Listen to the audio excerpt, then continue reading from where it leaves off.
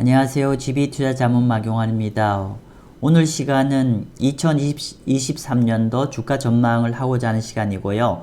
오늘 주제는 이렇게 잡았습니다.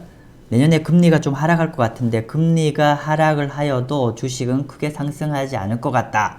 이렇게 제목을 좀 잡았습니다. 그러면 저희가 왜 이렇게 생각하는지 좀 하나하나 좀 설명을 좀 드리고자 합니다. 한번 보죠. 자, 첫 번째로 보시면은요. 지금 보시는 슬라이드는 여기가 S&P 500의 금년도 이렇게 퍼포먼스고요.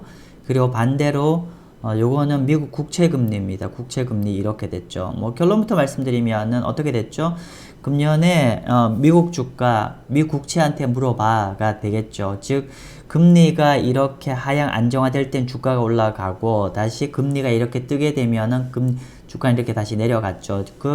즉 금년에 2020년에 미국 S&P의 주가는 국채금리와 반비례 관계로 움직인 거를 우리가 확인할 수가 있어요. 따라서 많은 분들이 내년에 이렇게 금리가 어떻게 되죠? 금리가 이렇게 좀 내려가면 주가는 계속 이렇게 올라가지 않을까라는 전망을 하시는 분도 계시는 것 같아요. 그래서 근데 결론부터 말씀드리면 저희는 그렇게 되지 않을 것 같습니다. 즉 금리가 설령 내려간다고 하더라도 거기에 어떤 반비례 관계가 형성돼서 주가가 계속 올라가는 형국은 이루어지지 않을 거라고 판단합니다. 자, 그러면 저희가 그렇게 보는 이유는 뭐냐면은 한번 보시죠. 지금 보시는 거는 미국의 제가 자주 보여드린 차트죠. 10년 국채금리 마이너스 2년 국채금리죠. 여기 보시면 요 검정색이죠. 검정 색깔이 장단기 금리 역전 현상이고요. 그리고 요거는 경기 침체 구간이고요. 그리고 또 하나는 요거는 뭐냐면은 S&P 500의 어닝 일드 차트입니다. 그래서 요런 쪽을 보셔야 됩니다. 어닝 일드 차트인데요. 결론부터 말씀드리면은 이렇게 장단 금리에 역전이 되면 일정한 시점 뒤에 이렇게 경기 침체가 다 도래했잖아요. 다 알고 있는 얘기입니다. 그죠? 이렇게 최근에는 1982년 이후에 가장 큰 폭으로 지금 역전이 되고 있는데 이렇게 역전된 이후에는 경기 침체가 오고 이렇게 경기 침체가 왔을 때는 공통적으로 어닝 일드가 굉장히 큰 폭으로 이렇게 증가를 합니다. 어닝 일드 증가를 하죠. 증가를 하고 있고 계속 아무튼 증가를 좀 하고 있어요. 그래서 결론부터 얘기를 하면 이렇게 되겠죠. 우리가 기본적으로 경기 침체가 되면 어닝 일드가 증가를 하게 되는데 그러면 어닝 일드가 무엇인지를 좀 궁금해 하시는 분이 계실 것 같아서 물론 알고 계신 분도 많겠지만 간단히 말씀드리면요. 어닝 일드는 주식의 기대 수익률이라고 얘기를 할 수도 있고 어떻게 계산하냐면은 PER을 뒤집는 겁니다. 즉 PER을 뒤집어서 PER 역수죠. 즉 어닝 일드가 증가하고 있다는 건 PER이 내려가고 있다는 얘기고요. 그러면 결론은 우리가 경기 침체가 올 때는 기본적으로 어닝 일드가 증가한다. 즉 어닝 일드가 증가한다는 거는 PER이 하락한다 라고 얘기할 수가 있을 것이고요. 자, 그리고 조금 더 어려운 얘기를 좀 하고자 합니다. 지금 어떤 얘기를 하고자 하면은 보시죠.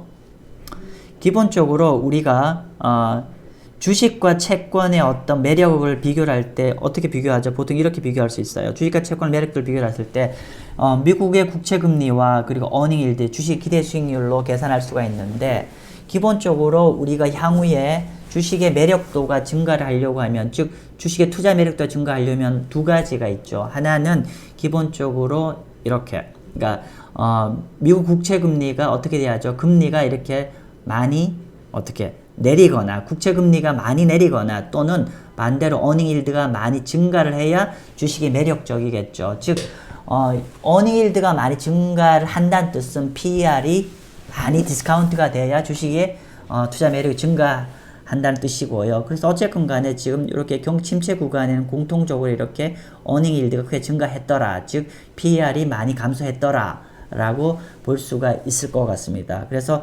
일반적으로는 이제 경기 침체가 되면 어닝 일드는 크게 좀 증가를 한다는 것을 우리가 알 수가 있을 것이고요. 자, 그리고 그 다음에 지금 기본적으로 요 슬라이드는 어떤 슬라이드냐면은 여기는 하일드의 가상금리입니다. 하일드 가상금리의 슬라이드고요. 아래로 갈수록 가상금리가 확대되는 겁니다. 즉 위로 갈수록 가상금리가 줄어드는 거고 따라서 가상금리가 아래로 내려간다는, 여기서 아래로 내려간다는 거는 결론적으로는 이제 가상금리가 확대가 된다는 거, 가상금리가 확대되면 매크로 리스크가 커진다는 얘기고요. 그리고 그 다음에 이렇게 매크로 리스크가 커지면 경기가 둔화가 되는 거, 경기가 둔화가 되면 우리가 상식적으로 느끼는 거지만은 어떻게 해요? 기업의 어닝은 감소를 하게 돼 있죠. 아니나 다를까 지금 글로벌 IB들이 전망하는 이제 EPS 향후 12달간 전망을 보면은요. 여기 흐릿한 선은 기본적으로 우리가 에너지를 제외한 일반 섹터의 EPS 전망이고, 사실 이제 순서를 바꿔 말씀드렸는데 요 검정 색깔이 많이 꺾이죠.